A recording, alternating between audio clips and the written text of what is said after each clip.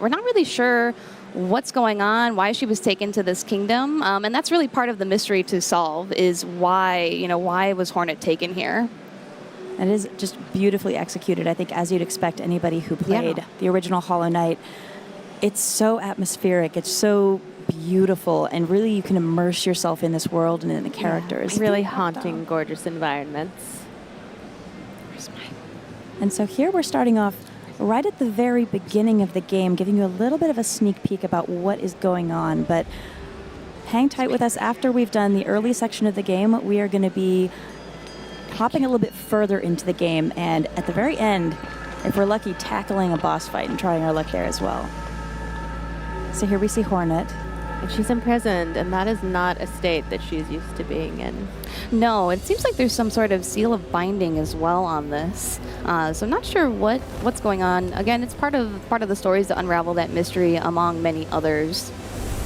And I think if you haven't played the original Hollow Knight, you might not know too much about Hornet.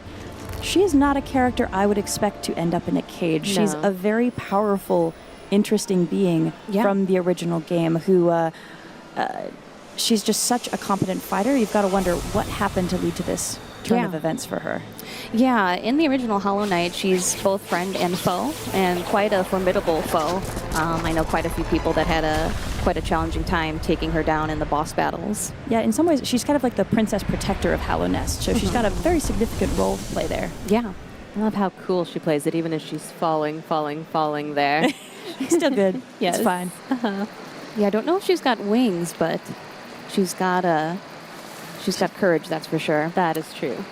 So we are starting here in Moss Grotto. This is the bottommost level in Hollow Knight. As part of the story, part of Hornet's adventure is ascending to the top, and you really start all the way at the bottom.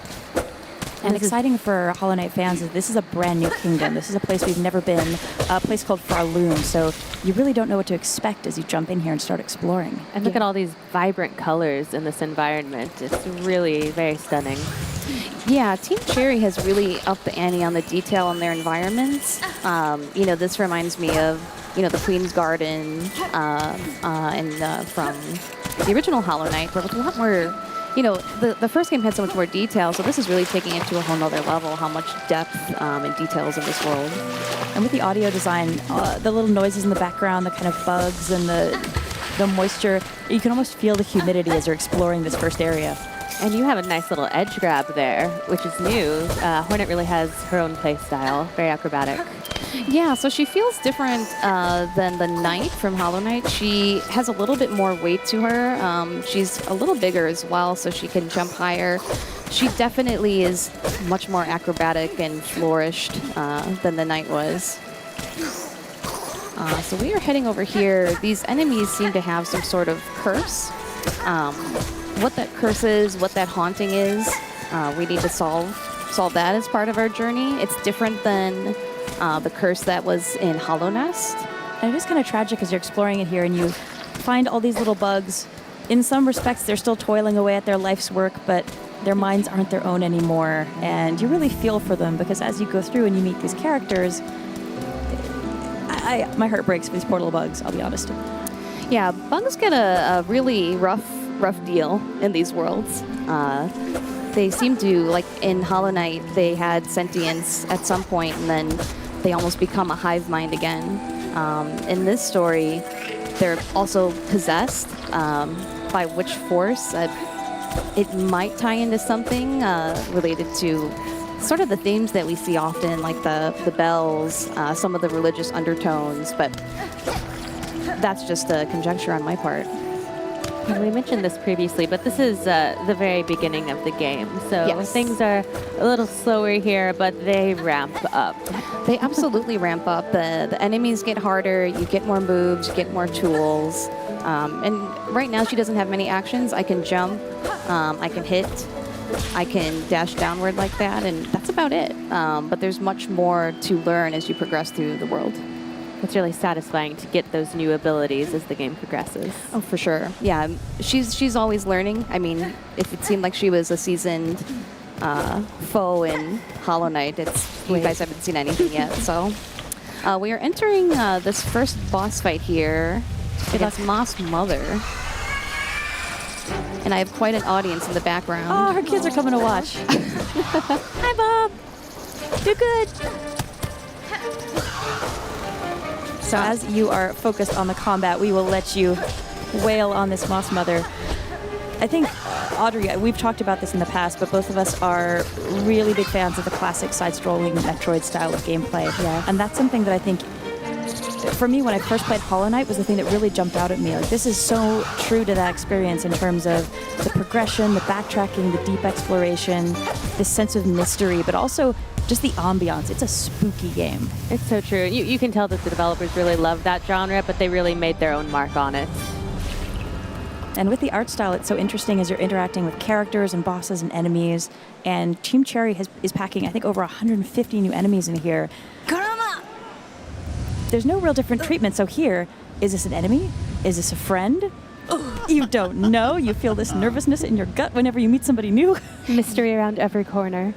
Yeah, you never know if it's going to be friend or foe, if the haunting of the kingdom has affected them in some way. Mm-hmm. Yeah, everyone you approach, you're like, oh, should I be afraid? Are we going to be friends? Yeah.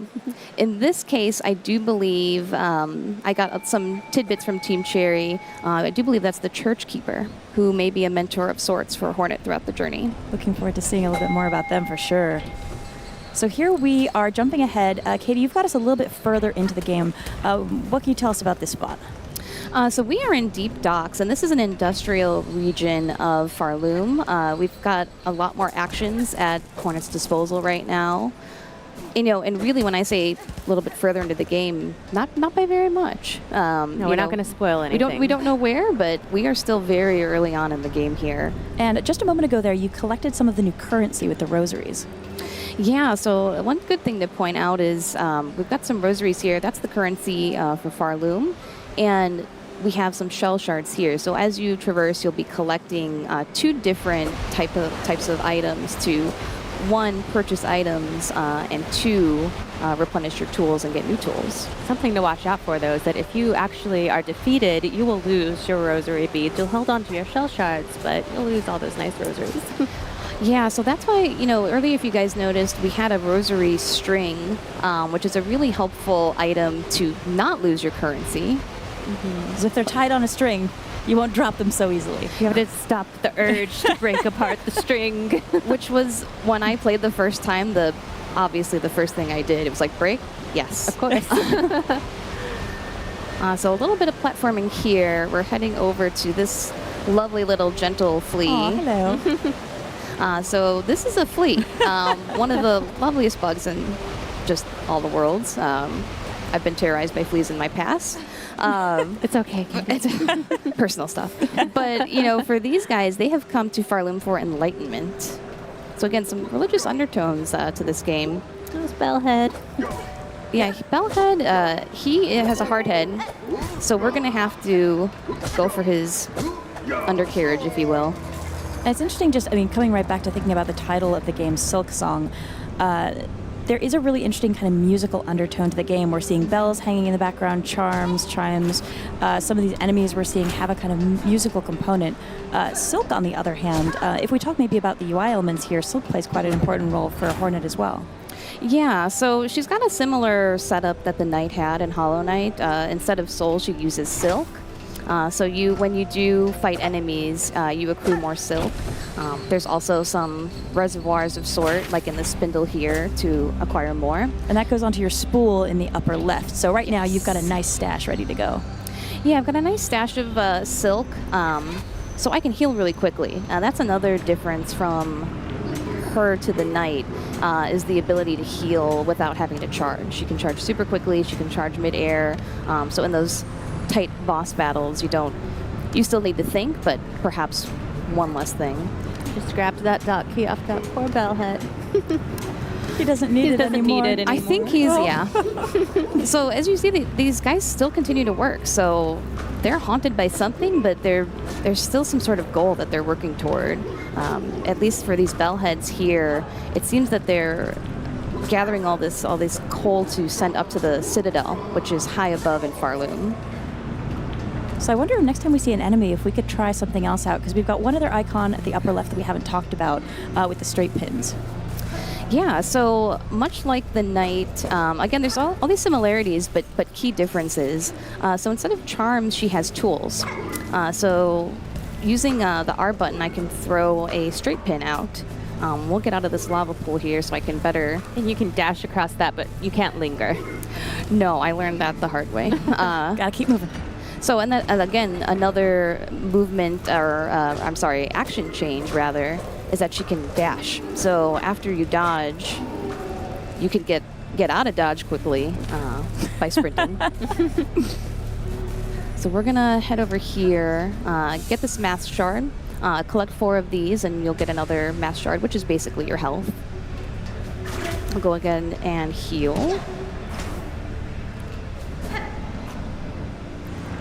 And I want to get a little bit more health until we've got a boss battle coming up against a rival character called Lace. So I'd like to have as much health as I can get going into it. As you get further into the game, it gets much more challenging. So collecting... In order to rival Hornet, Lace must be pretty powerful. So you're going to want that health. Yes, I need some more armor. And this is a little mysterious. Yeah, like all things, in this game, nothing's placed without purpose or intent. It's a riddle of some sort, and at this point we won't be able to solve it, but noting the bells, I think that's another thing that'll come up a lot more in this game. One thing that's interesting as well that we haven't really touched on, but folks may have already noticed as they're listening to the game and the audio, Hornet actually has a voice, which is quite distinct from the Knight from Hollow Knight. He was silent. The fact that she actually speaks and vocalizes, she's got exertion sounds, but it also changes how she interacts with other characters. Yeah, so we're going to have a little scene in a bit where we do engage in dialogue. She's not a silent protagonist. She's got a voice, she's got an opinion, and a really fun personality. Yeah, and these guys are really going for you. The waves of dock workers put me on mute generally. Oh, no worries. But a couple different enemy types here. In addition to the bellhead, we've got this lovely shield bug that's... And now I wonder if that's like half of a cymbal or part of a drum kit. They're all arming themselves with musical implements. I don't know. I mean, the guys wearing bells on their heads. It's practical and charming. Yeah. Perhaps I rudely interrupted band practice, so... How could you? Understood. It's a high school band team. High school band team. They'll never win nationals now. They'll never win anything again because they're all dead. So so it goes. Still more pit. Or are they? I don't know. Their bodies are still here. They're just taking a little nap. Yes. Nap. Rest for a little bit, and I will head up here. We're going to unlock a save bench. Those work similarly to Hollow Knight. I can both save here, and then also it serves as a checkpoint. So looking at the top left, you'll see I've got that straight pin meter. It's totally depleted right now. So when you do go back to the bench, you have to pay to rebuild your tools. So it does function a little differently than the heal and the special attack, which goes from her silk. You actually have to use shards for the tools. Oh, I love her. So this is Forge Daughter, and she's going to help Hornet out with some tools throughout the journey. And I do love her little assistant down here. He is so dedicated to his task. Whatever's going on in the kingdom has not affected him. No. He is still shoveling away for Forge Daughter. He's shoveling away for a better purpose here. So we'll talk with the smith a little bit here. I love that she talks in the royal we. She's not talking about her and Balo. She's talking about just her. Yes. And she actually introduces another interesting crafting mechanic that we can't show too much about just yet, but maybe we can talk a little bit about it. Yeah, so this is the first time we're meeting her, so we're not able to, engage with her and get more tools, but, rest assured that Hornet is going to have just as a vast tool set as the Knight had in Hollow Knight. So he's kind of rude. He's got a real thick bell on his head. You're not getting through. Is she laughing about All right, there we go. Yeah, goodness. her respect is shaky for him. I love the little sounds all throughout the game. The sound effects and the music as well are fantastic. They have the incredible composer from the previous game here, Christopher Larkin. His work is so good and so really great. puts you in the mood as you visit these different spaces, and they have very different feels and personalities. Very atmospheric, yes. All right, so heading up here, we have the dock key. And we are going to enter the boss's chamber. Good thing you lifted that key earlier. I sometimes forget when I do those things so far in the past. So Lace is part of a group who's going to impede Hornet's journey to the top of Farloom. And she gives you a run for your money as well. She is speedy. Yeah, so I practiced this. I won't say how many times I practiced this before the stream. We'll just say that I invested quite a lot of time in learning her pattern. We're rooting for you. It's not just action, it's strategy and learning the movements, learning your spacing.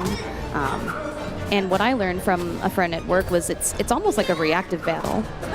Based on what actions she chooses, that's how I should then engage with her. Yeah, if you try and just go in there and attack without thinking too far ahead, it's not going to turn out well for you. I can say from experience. Yeah, I can say from 50 losses. Have some patience. And also note that she's not the kind of enemy you want to battle while talking. So good job. So back on mute, we're gonna. So one thing Audrey and I can talk about as we cheer you on from the sidelines, in addition to some of the other things we've talked about where folks who played Hollow Knight will have some familiarity, we can't show it just yet, but they are also integrating a map system. True to Hollow Knight fashion, though, I think you're not just going to be given a map. Oh, no. You have to earn do some your work keep for it, here. I imagine. But it will be so helpful as you're traversing this world, backtracking. There are going to be so many secrets that you'll uncover that maybe you can't quite solve puzzles right from the get-go, but being able to reference that back as you gradually unlock this world, as you slowly try to climb to the top, is going to be, I think, really helpful. Oh, yeah. I think that players are going to rely on that map. And it's an interesting kind of shift where in Hollow Knight, you're really delving deeper and deeper into the world, sort of descending into darkness. Here, what Hornet has to do is climb up. Well done. Dude. Well met. Nice. I don't know what you guys have said the past 2 minutes. Don't worry about it. It was ambient noise. Good job. Just the white noise you needed. The soothing voices of conversation. Yeah. I don't think I breathed for like 2 minutes. So that's an intense fight. You can't play that offensively. You've got to play a bit more defensively. But with that, we've entered this chamber here. And are we allowed to show anything past this chamber? No. That's all right. It's a nice tease for players at home. No. We will let folks wonder. Yes. The bell will toll and For whom? For you. for you to solve. Well, thank you so much for giving us this early look and taking us through some space in the game. What can we say so far about release plans for this? So Hollow Knight Silksong is coming soon. Team Cherry are unfortunately not here. They're hard at work in Australia finishing the game, and hopefully we'll have some more updates soon because this is just a taste and I need the entree now. And we know it's going to be good. Yeah, oh for sure. Hollow Knight was a blast. Yes. Awesome. Well, again, folks who are watching, that was Hollow Knight Silksong from Team Cherry. Audrey, Katie, thank you so much for coming up and hanging out here. And folks at home watching, please don't go anywhere. Next up, we're going to be showing you some new Overcooked 2 DLC. It's going to be a blast. Thanks so much for watching, and please hang out.